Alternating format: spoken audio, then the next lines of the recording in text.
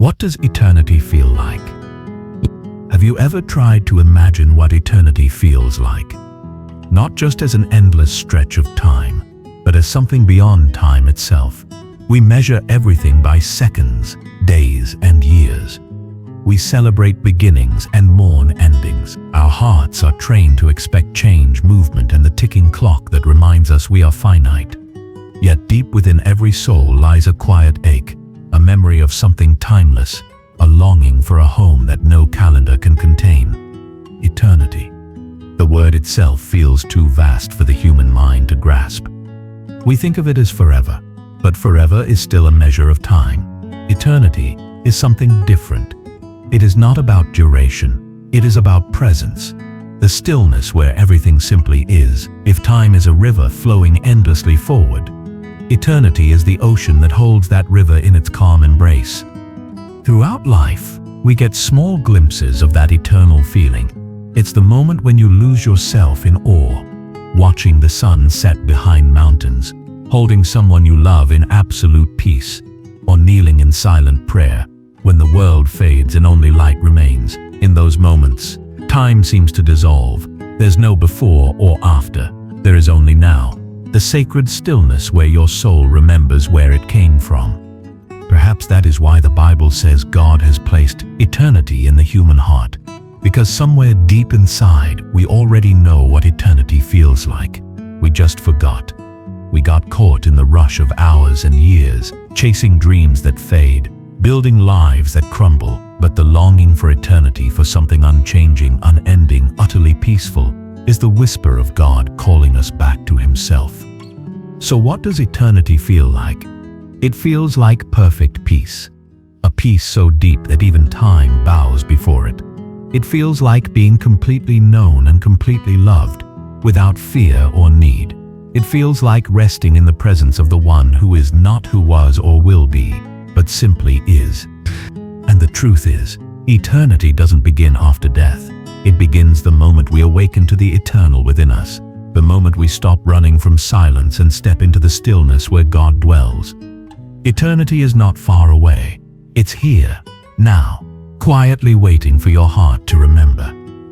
Number 1. The human longing for eternity.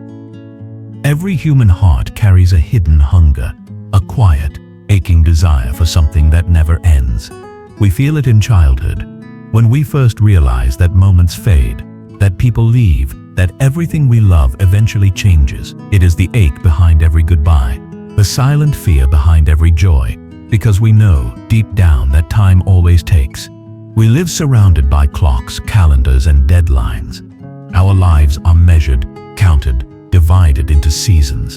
And yet, even in the middle of this endless motion, our souls cry out for stillness, for something that doesn't decay or disappear. That longing itself is proof that we were not made merely for this temporary world.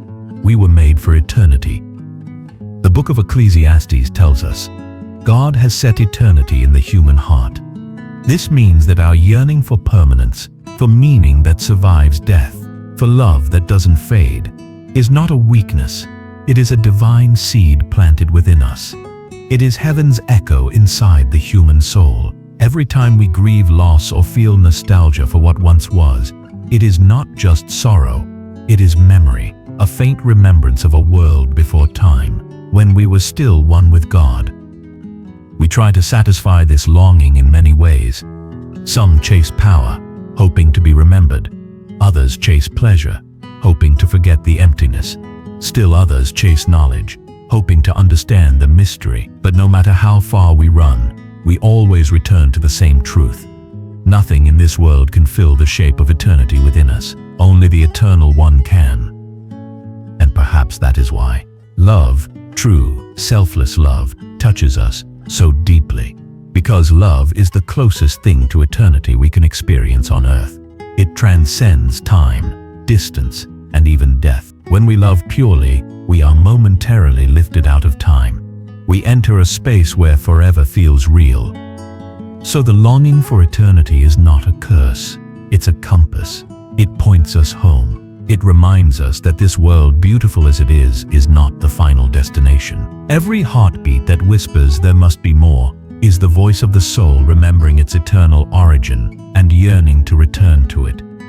Number 2, what time feels like and why eternity is different. Time is the air we breathe, invisible, yet it shapes everything we do. It gives rhythm to our lives, sunrise and sunset, birth and death, beginnings and endings. Time feels like movement, like being carried by a river that never stops flowing. We measure it with clocks and calendars, but deep down, we all feel its current always pushing us forward, never allowing us to stand still. We live inside time, and that's why we rarely notice how restless it is. Every moment fades the instant it arrives. Joy turns into memory, youth turns into age. Even love, if not rooted in something eternal, changes with the seasons. This constant motion gives life beauty, but it also brings pain, because everything in time eventually passes away. Eternity, however, is not another version of time that stretches endlessly. It's not a river that keeps flowing. It's the still ocean that holds all rivers within it. In eternity, there is no before or after. There is only now, a perfect, unbroken present. If time is movement, eternity is stillness. If time is becoming, eternity is being. You can feel a hint of that difference in certain sacred moments. When you pray deeply and lose all sense of minutes passing. When you stand in awe of beauty and your thoughts go silent. When you forgive someone completely and feel peace that no words can describe. Those moments are windows into eternity, where the heart stops counting and simply is. The truth is, eternity is not cold or empty. It's more real than time itself. In it, nothing is lost, nothing fades. Everything simply exists in the fullness of love and light. Time divides and separates, but eternity unites and completes. So when the soul awakens to eternity, it no longer fears the ticking clock. It no longer clings to the past or worries about the future. It rests in the eternal present, the heart of God, where all moments find their meaning. Number 3, glimpses of eternity on earth. Every soul, at some point in life, has brushed against eternity, even if only for a fleeting breath. It might have been in the stillness of dawn, when light spilled over the horizon and you felt an indescribable peace, or in the gaze of someone you love, where time seemed to stop, and for a moment everything that ever mattered was right there. These are the glimpses, the fragile doors that open from our world into the eternal one. Eternity is not far away. It hides within the ordinary. When you hold a newborn child and sense the purity of a soul untouched by time, that's eternity. When you stand beneath a vast night sky and feel both small and infinite, that's eternity. When you forgive someone who hurt you deeply and a strange light fills your chest, that's eternity. Each of these moments tears through the veil of time and lets eternity shine through, even if only for an instant. The world often tells us that eternity is unreachable, a distant reward after death. But perhaps God allows us to remember it here through beauty, love, and presence. When we pause long enough to truly see, to breathe, to listen, to feel gratitude, we step out of time's noise and into divine stillness. In that stillness, our hearts recognize something ancient and familiar. In prayer, in art, in kindness, in silence. These are the languages through which eternity whispers. It's the warmth that fills a church when voices rise in worship. It's the tears that fall when a song touches the soul. It's the peace that descends when we surrender our burdens and simply rest in faith. These glimpses are gifts. They remind us that we are not prisoners of time, but travelers carrying eternity within us. Every sacred moment we experience here is not a preview of heaven. It is heaven touching earth.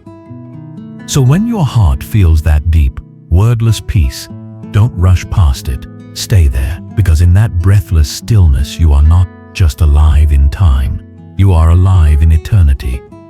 Number 4, the eternal presence of God. God does not dwell within time. He is the very ground of all existence. While we experience life as a line, past, present, future, God sees it all as one perfect whole. To him, nothing is early, nothing is late. Every heartbeat, every prayer, every tear, all are known in the same eternal instant. This is what Scripture means when he declares, I am. Not I was or I will be, but I am, the unchanging presence that holds all of time in his hands.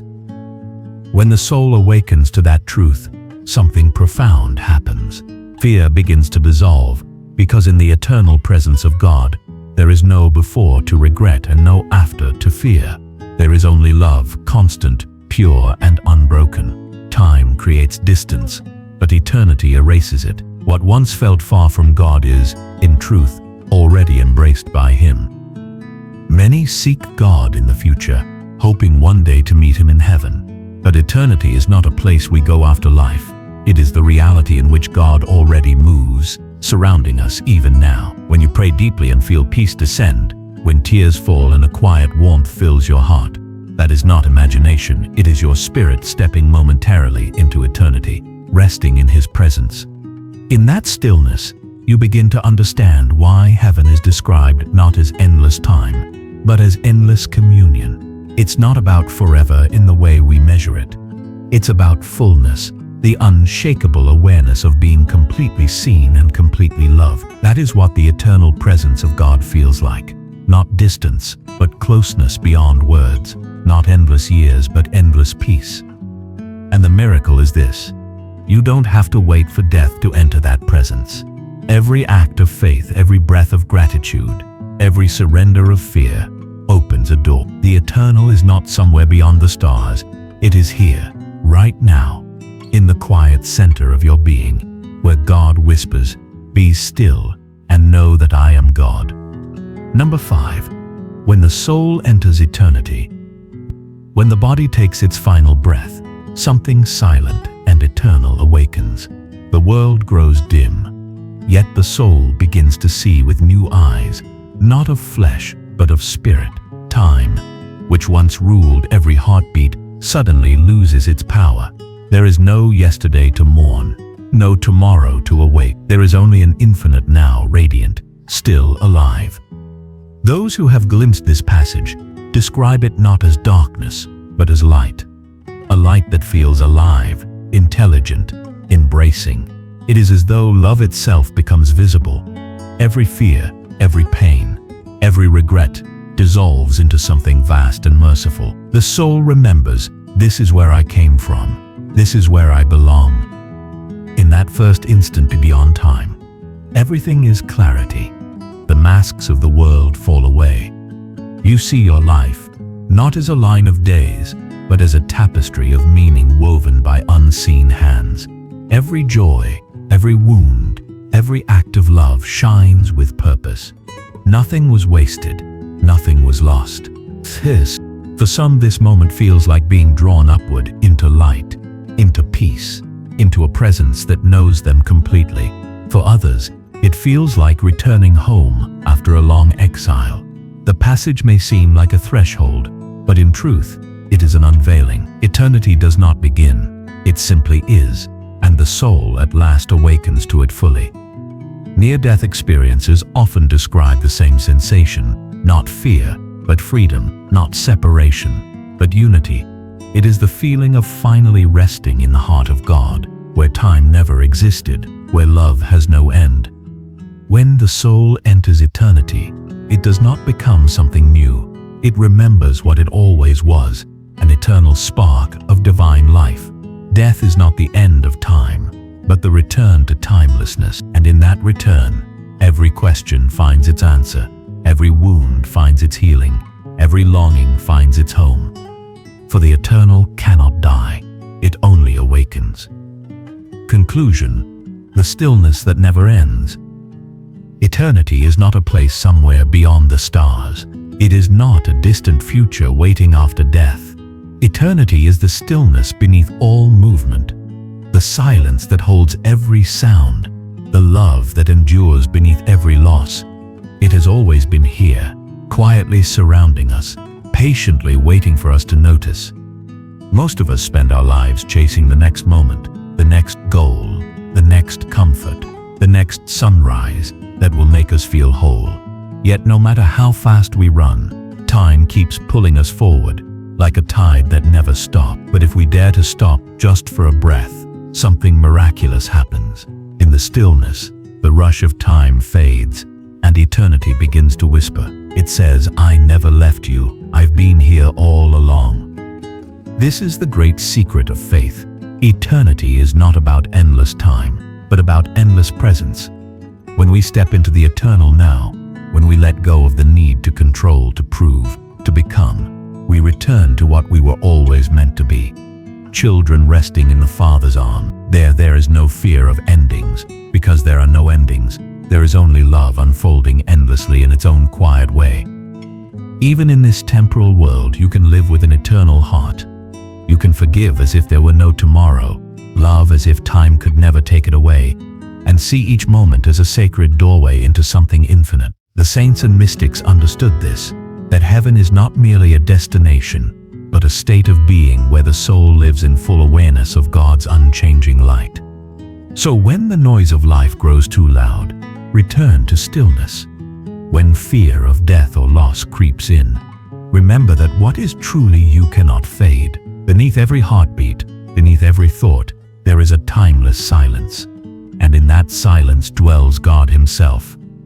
Eternity is not far away. It is here, within the breath you are taking right now. It is not later.